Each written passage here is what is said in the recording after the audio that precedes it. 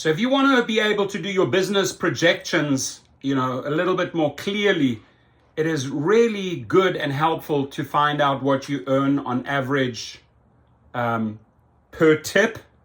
That's the first thing. And then how many tips do you get on average? Do you get 50% of all the rides pay you tips? Now this is I'm going to show you how to really factor in these numbers, because over a 12-month period, this really makes sense, especially when you look at all your costs, right? Your insurance, your car payments, your gas, etc. What am I getting tip-wise? So this is a good driver. Know him personally. It's on Excel, by the way, Uber Excel. So December, his stats, you completed 238 trips in December. You drove for 18 days. The 18 days really here is irrelevant right now. What's more important is how many trips and how often were you tipped, right? So it says here you were tipped 113 times. And that, if you look at the 113 in comparison to the 238, you can say 50%. So this guy can clearly calculate with a 50% average, every second person is tipping him, meaning you are dealing with an A-class platinum driver who understands service, right? That's a very, very high tipping percentage. If 50% of the rides, if 50% of 238 trips are tipping you 113 times, you have a 50% average. Now, what's interesting is you have to start looking at the numbers. And let me just work with the numbers that he has given me so we can do some projections here, right? So if you look at the tips, we can go over it quickly.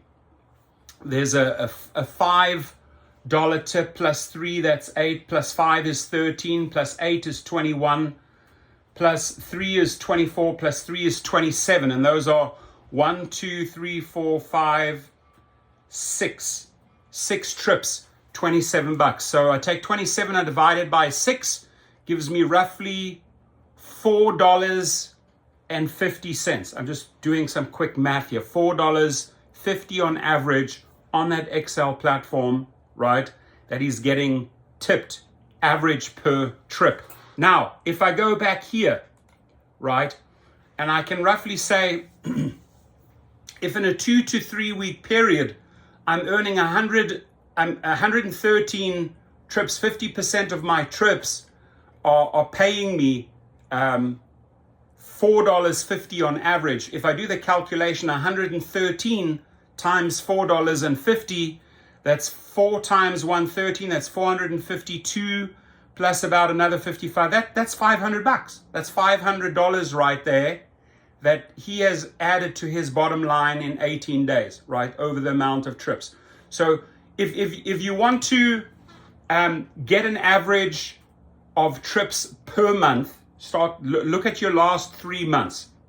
Let's say you did 238, 238, 238, and you're averaging about 240, right? You've done about 720 trips in 3 months, right? With 50% of those trips tipping at $4.50 per trip on average, you can factor in that you're making about $500 on tips per month. You can comfortably say you're making, now he's earning higher because this is only 18 days, but let's say I was basing that on 30 days, right? And 50% were paying at an average of $4.50. Every 30 days you could sort of count on, and that's just pure statistics going back to the last 3 months. You can count on about $500 average per month. His is actually higher because this is only for 18 days. But let's say it's $500. Now, $500 buys you quite a bit. Buys you quite a bit of gas.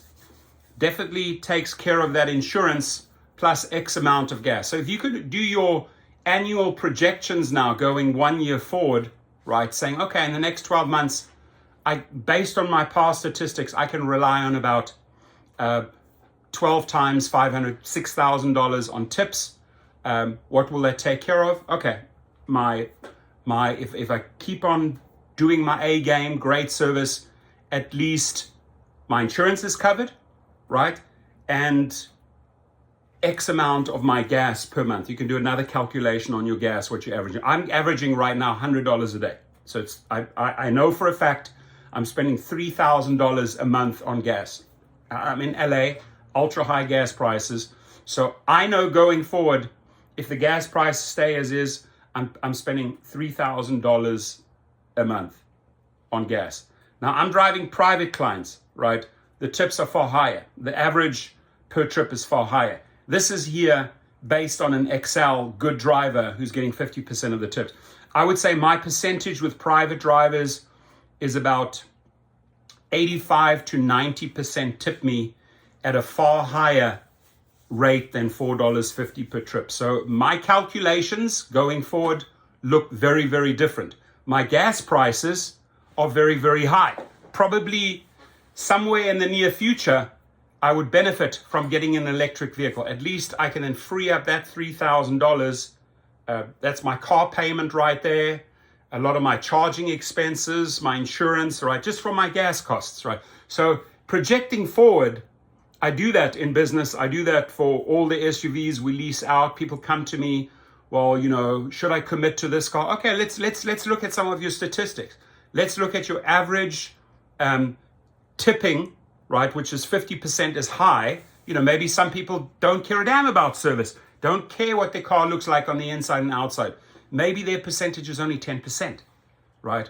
Well, if you're getting 10% of 238 trips, if you're only getting 23 of every 238 trips tipping you, you're not getting many of your costs covered by your tips. So moral of the story, because we're on the topic of tipping, I would always advise you, never underestimate. You never know who's in your car. Might give you a $100 note, might give you a $3, $1 notes, right? But always give your A game.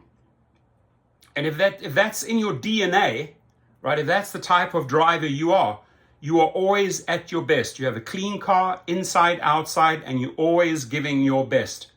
And I will guarantee you, if this driver looks at the last year or the last 2 years, he will be consistently coming in at 50%. The only thing that may vary, right? Because let's say suddenly you get a $100 tip, well, that changes the average, right? That changes your $4.50 average. But if you really want to get some accurate numbers, you know, start calculating. All this data is there, right? Start going, adding all of these tips up, right? Divided by the amount of trips per month or per year, and you'll get a super, super accurate average, what you can rely on, so you can start projecting forward. If you have any questions about these numbers that I just ran, or the calculations that I threw at you, right? Hit me up. You have my number in my email below, and please be safe at all times. Thank you.